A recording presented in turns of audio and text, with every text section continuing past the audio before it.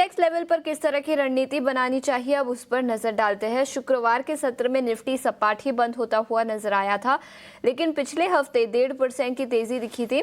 24,350 के आसपास निफ्टी बंद हुआ था शुक्रवार के सत्र में।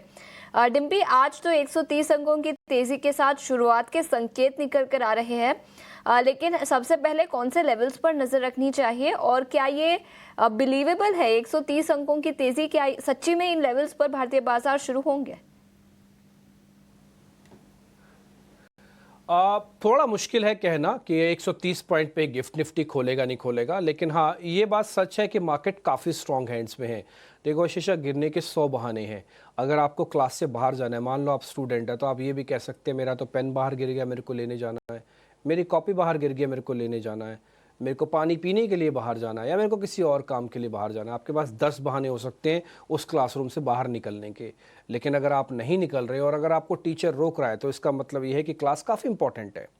आप खुद नहीं निकल रहे या फिर टीचर आपको रोक रहा है, तो आप बाहर अगर नहीं जा रहे तो इसका मतलब क्लास के अंदर जो हो रहा है वो बहुत इंपॉर्टेंट है। सेम रेंज ब्रेकआउट और ब्रेकआउट को आप समझिएगा। अगर आप उसको नहीं तोड़ रहे हैं, इसका मतलब सिस्टम में कुछ ऐसा हो रहा है जो आपको अलाउ ही नहीं कर रहा है कि आप 24,200 के नीचे आ जाओ। और सिस्टम में कुछ ऐसा भी हो रहा है जो आपको ये भी अलाउ नहीं कर रहा है कि आप 24,400 500 के ऊपर आ जाओ। ये 12 दिन से अगर एफआईज कैश मार्केट के अंदर आए हैं तो फिर रेंज ब्रेकआउट पिछले 7 दिन से नहीं हुई है। मैं आपको बता रहा हूँ कि आपको 25 अप्रैल से चेक कर लो, भले आपको, चलो मैं दिखा ही देता हूँ, बताना भी क्या देखना भी क्या, आप भी क्यों मेहनत करोगे, आपको मैं सामने दिखाता हूँ। एक बार जरा निफ्टी का चार्ट दिखाना, या फिर एक काम करो, मैं बैंक निफ्टी के चार्ट से और ज़्यादा अच्छे से क्लियर होगा। आपको मैं बैंक निफ्टी के चार्ट से दिखाता हूँ, दिखाओ एक बार जरा बैंक निफ्टी का चार्ट। ये जो आप गैप देख पाएंगे अभी डॉट डॉट वाले लाइन के साथ ये एक्सपायरी वाला गैप है।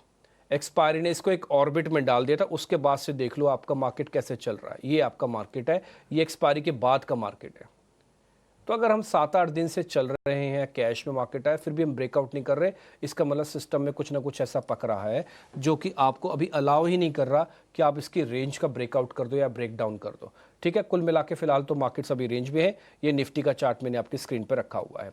बट एनी हाउ, अब इसको 1 मिनट के लिए छोड़ दो और 1 मिनट के लिए जरा बाहर आओ। जो मैं पॉइंट आपसे कहना चाहता हूँ वो मैं वापस दिखाता हूँ। अभी रेंज के अंदर आपको काम करने की ज़रूरत है। शीशा का एक क्वेश्चन ये हो सकता है कि रेंज ब्रेकआउट हो जाएगा, प्रोबेबिलिटी कितनी है? तो प्रोबेबिलिटी काफ़ी हाई समझो आप, है ना। ये करीब 50% से ज़्यादा भी समझो कि चांसेस हैं कि ये आज 24,400 500 को भी पार कर सकता है। बट मेरे को अभी भी थोड़ा सा डाउट चल रहा है, जो इंडेक्स ऑप्शंस वाला मैंने आपको पॉइंट बताया, और मेरे को थोड़ा फील गुड नहीं आ रहा मार्केट्स को देख के, फ्रैंकली स्पीकिंग। ठीक है जी, तो मैं अभी भी वेट करूँगा। मैं आपको फिर से लेवल्स बता के इसको चैप्टर को क्लोज कर देता हूँ। निफ्टी वाले को 24,200 S1 support number 1, 24,000 S2 support number 2। Dip मिले प्लस करो, ऊपर आए छोड़ दो। ये बात मैं आपको 4 दिन से बता रहा हूँ, और एग्जैक्टली 4 दिन से मार्केट के अंदर वही हो रहा है। जो डिप प्लस कर रहा है वो पैसे सेम डे बना के निकल रहा है, लेकिन जो ऊपर प्लस कर रहा है वो उसको एग्जिट भी नहीं मिल रहा और उसको सेम डे पैसा भी नहीं आ रहा। भले वो पैसा खो नहीं रहा, लेकिन पैसा आ नहीं रहा, ये बात भी सच है।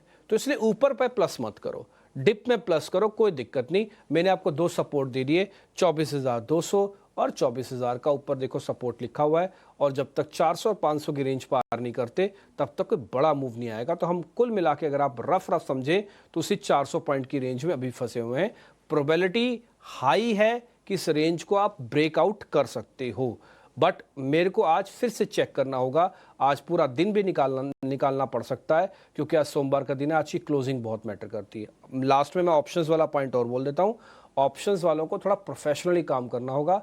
पैसा बन रहा है बट प्रोफेशनली काम करना होगा। एक लाइन के साथ और समअप, वो है कई दिन ऐसे आते हैं महीने में जब इंडेक्स में से पैसे नहीं बनेंगे। ये बात मैं 4-5वीं बार बोल रहा हूँ, अभी भी वही दिन चल रहे हैं। आप क्यों इंडेक्स के साथ जुड़ के अपने स्टॉक्स का प्रॉफिट खो रहे हैं? अगर आपको स्टॉक्स में आदत है काम करने की, समझते हैं, जानते हैं, अर्निंग्स का बारे में पता है, तो आपके लिए गोल्डन एरा चल रहा है। और अगर आप नहीं जानते, समझते नहीं है, और आपको लगता है कि नहीं मैं तो सिर्फ इंडेक्स से ही पैसा बना सकता हूं, तो फिर थोड़ा शांति रखिए। अगर आपके छोटे मोटे काम है, कहीं बाहर घूम के आना है, तो भले वो भी आप घूम के आ जाओ। जब इंडेक्स आपको ब्रेकआउट या ब्रेक डाउन करेगा तब भले वापस लैंड करके अपने शहर में, अपने टर्मिनल के सामने आ जाना। नहीं तो होगा क्या, ये ना मार्केट आपको ल्योर करेगा, अपनी तरफ बुलाएगा और ख़राब कर देगा। ठीक है ना, आपको कहेगा अभी ब्रेकआउट, अभी ब्रेकआउट, होगा ही नहीं। अभी गिरा, होगा ही नहीं। और ये बात आप 5 दिन से फील कर रहे हो, अभी भी गिरा मार्केट, गिरता ही नहीं है। अभी चला मार्केट, चलता ही नहीं है। रेंज में फंसा हुआ मार्केट है आशीषा। बिल्कुल, तो ये नज़रिया निफ्टी पर और कुछ लेवल्स जहां पर आपको अपनी नज़र रखनी चाहिए। इंडेक्स ट्रेडर्स को थोड़ा सावधान रहना चाहिए, ये सलाह आती हुई डिम्पी से। लेकिन निफ्टी बैंक की बात करें तो याद रखें, यहाँ पर पिछले पूरे हफ्ते की बात करें तो थोड़ा सा अंडर परफॉर्मेंस दिखा था निफ्टी के मुकाबले। हालांकि यहाँ पर भी अच्छा एक्शन था। निफ्टी बैंक पिछले हफ्ते शुक्रवार को तो सपाट ही था, 55,115 के लेवल्स के आसपास बंद हुआ, लेकिन पिछले हफ्ते 0.9% की तेजी के साथ बंद हुआ। कई सारी दिग्गज बैंकिंग कंपनियों के नतीजे ओवर द वीकेंड आए। कोटक महिंद्रा बैंक और एसबीआई, और दोनों ही कंपनियों के नतीजे काफी अच्छे थे। हालांकि दोनों ही ओवरवेट तो नहीं है बैंकिंग सेक्टर में और बैंकिंग इंडेक्स पर, लेकिन नतीजे अच्छे थे तो सेंटिमेंटली पॉजिटिव होगा पूरे सेक्टर के लिए। डिम्पी, इस बैकड्रॉप में निफ्टी बैंक पर ट्रेडिंग के लिहाज से ट्रेडर्स को किस तरह की रणनीति बनानी चाहिए? देखिए आशीषा, लास्ट टाइम भी हमने आपसे ये बात रखी थी कि बैंक निफ्टी जिस जगह पर आके खड़ा हुआ है वो ऑलरेडी सीरीज का कुछ ज़्यादा ही तेज़ मोमेंटो था, इस वजह से उसको नए ऑर्बिट में आना पड़ा। मैंने आपको चार्ट भी दिखाए थे, मैं फिर से बैंक निफ्टी दिखाता हूँ। हमारी कैलकुलेशन ये थी कि अप्रैल के अंदर बैंक निफ्टी 54,000 तक जाएगा और 54,200 आप रफ ऐसा समझ लीजिए। वो मैंने डॉट डॉट की लाइन अभी खींची, आपको स्क्रीन पर भी दिख जाएगा, आप वो देख भी लीजिएगा। ये सिर्फ अप्रैल सीरीज की म्याद थी, क्योंकि अप्रैल के अंदर शॉर्ट कवरिंग इतनी ज़ोर से हुई कि ना केवल वो डॉट वाली लाइन के ऊपर चला गया बल्कि उसको एक नए जोन में छोड़ दिया। इससे पहले तक का ये रेजिस्टेंस थे, जब ये नए जोन में गया तो फिर नए हाई भी बना के आया। ये ऑल टाइम हाई बने हुए हैं, ठीक है जी। तो नए, लेकिन ऑल टाइम हाई बनने के बाद इसको थोड़ा रुकना पड़ा। वजह बहुत साफ है कि अभी यहाँ पे पूरी फोर्स की थोड़ी कमी है। आज दो अच्छी चीज़ें हैं बैंक निफ्टी के लिए। एक तो एक काफ़ी समय निकाल चुका है, इसने कंसोलिडेट किया हुआ है। कंसोलिडेशन बहुत अच्छा होता है इस तरह के फास्ट मूवमेंट के बाद का, कंसोलिडेशन हुआ है। दूसरा, एक निजी बैंक कोटक महिंद्रा बैंक, एक सरकारी बैंक देश का एसबीआई, दोनों के नंबर्स मार्केट की उम्मीद से बेहतर। हाँ, पहला पॉइंट। कोटक तो गिरा ही नहीं। एक बार आप दिखाओ, इस चार्ट को हटा दो, कोटक एक बार दिखाना आप। कोटक पिछले 5 से 6 महीने का 6 महीने का चार्ट दिखाना कोटक का। हाँ, पिछले 6 महीने में कोटक महिंद्रा बैंक गिरा ही नहीं और इसने बहुत अच्छा प्रॉफिट दिया हुआ है। तो एक कोटक तो आपकी हेल्प करेगा, 6 महीने का दिखाना। हाँ, ऐसे एसबीआई, अब आप देखो 6 मंथ्स में 23% है। इसको कोई फर्क ही नहीं पड़ रहा था जब बाजार गिर भी रहा था, ये अपनी चाल में मन था और इसने 1700-1800 की रेंज से सीधा 2200 की रेंज पे आया। ऐसे एसबीआई का 6 महीने का देखोगे आप तो यहाँ पर आपको नेगेटिव दिखेगा 6% का, क्योंकि इसने पार्टिसिपेट किया मार्केट के फॉल और राइज दोनों में। तो ये बात तो सच है कि इन दोनों के बड़ी इंपॉर्टेंस है।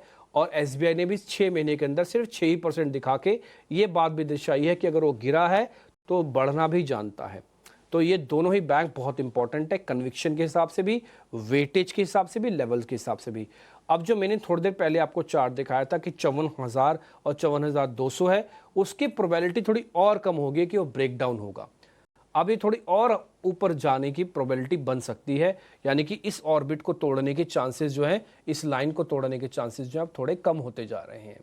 ठीक, क्या उसको बहुत तेजी से ऊपर आएगा, उस पर भी मेरे को डाउट है, क्योंकि उसके लिए थोड़ा से फोर्स की भी कमी है। मैं आपको एक पॉइंट से क्लियर करता हूं, 1 मिनट F&O का डाटा जहां पे ओपन इंटरेस्ट लिखा होता है वो वाला दिखाना।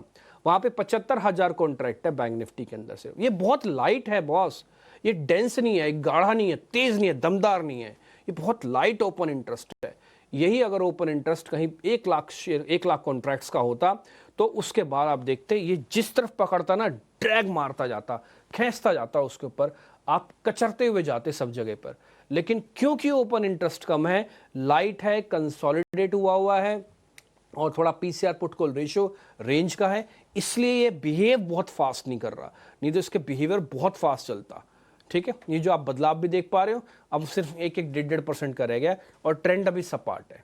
ठीक, तो कुल मिला के अब आपको करना चाहिए सर, लबो आप बताओ। लबो आप का मतलब ये है कि आपको 54,800 जो कि S2 है, 55,000 जो कि S1 है, सपोर्ट नंबर 1 है, ये आपको सपोर्ट बनेंगे। डिप मिल जाए प्लस कर लेना, ना मिले छोड़ना भी, जब तक 55,500 55,800 पार नहीं होता।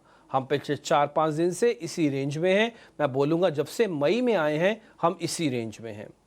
तो मई के अंदर अभी तक ब्रेकआउट या ब्रेकडाउन नहीं हुआ। आज नया हफ्ता नई बड़ी तेजी के साथ उतर रहे हो। मैं उम्मीद करता हूं कि ब्रेकआउट या ब्रेकडाउन हो ताकि इस रेंज से बाहर निकल पाएं आप। ठीक है, तो देखते हैं क्या होगा। और दूसरा, बैंक निफ्टी वालों को थोड़ा प्रोफेशनली ऑप्शंस वालों को ट्रेड लेना होगा। ऐसे आंख बंद करके सीधा कॉल लेना नहीं, आंख बंद करके पुट लेना नहीं। अगर आपने आंख बंद करके कॉल और पुट लिया है तो आपको फ्राइडे वाले सेशन मार्केट ने सिर्फ 2 घंटे के अंदर बता दिया कि मैं कॉल्स वालों के पैसे कैसे ले सकता हूं और पुट्स वालों के पैसे कैसे ले सकता हूं। पहले चलाया फिर गिराया, जिस स्पीड से चलाया उसी स्पीड से वापस भी लेके आया। थोड़ा ध्यान रखना, प्रोफेशनली अगर ऑप्शंस में काम करना जानते हो तो ठीक है, नहीं तो पैसे बहुत खराब होते हैं। इसलिए लिखना पड़ता है, 10 में से 9 लोग पैसा गवाते हैं। ठीक है, थोड़ी समझदारी रखना। अगर नहीं जम